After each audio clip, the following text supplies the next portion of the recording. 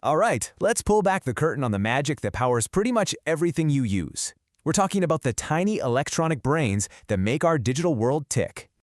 I mean, really think about it for a second.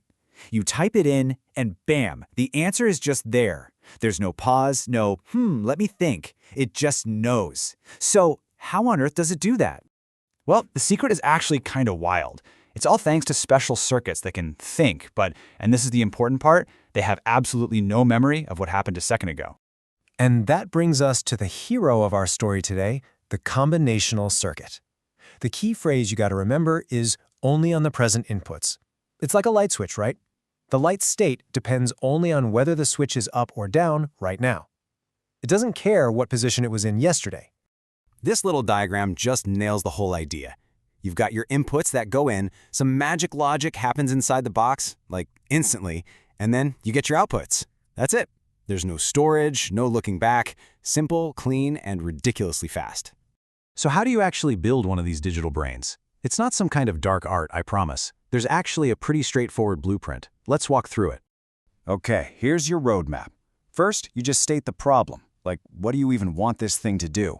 Then you figure out your inputs and outputs. You give them some simple symbols. Next, and this is the big one, you create a truth table. That's basically the ironclad rulebook for your circuit. And finally, you just draw the logic diagram. That's the whole recipe. So let's actually see that blueprint in action. We're going to build one of the most fundamental pieces of any computer, the adder. This is literally where all digital math begins.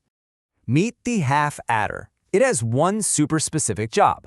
Take two single bits, we'll call them A and B, and just add them together. Simple as that. Now this is where the magic really happens. This truth table is the circuit's entire brain. It tells it exactly what to do in every situation. Just look at that last row. If input A is 1 and B is 1, the sum is 0 and you generate a carry of 1. Sound familiar? It's just like the math you learned in first grade. And here's the secret sauce for how it follows those rules. It's just a couple of simple logic gates. An XOR gate handles the sum, and an AND gate handles the carry. That's all it takes to make digital math a real thing. Okay, so circuits can do math. Cool. But what about making decisions? Logic. For that, we need another essential building block, the comparator. The comparator is basically the judge and jury of the digital world. It takes in two numbers, A and B, and spits out one of three verdicts. A is greater than B, A is less than B, or they're equal. And yeah, you guessed it, it all comes down to another strict rulebook. This truth table is its entire reality. If A is 1 and B is 0, only one output can light up, the A is greater than B line. There's no debate, it's totally deterministic. And here's how it makes that split-second decision. It's just a clever arrangement of logic gates that guarantees only one correct path gets activated for any set of inputs. It's pure, cold logic, every single time.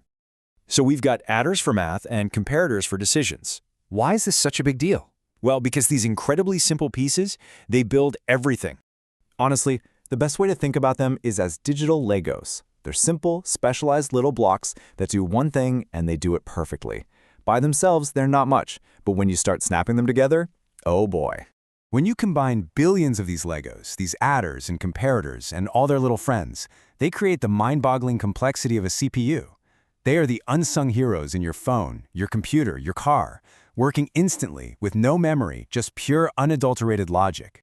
But that raises a really interesting question, doesn't it? That no memory rule is their greatest strength, but it's also their biggest weakness. What happens when a circuit actually needs to remember something? Well, for that, you need a completely different kind of magic.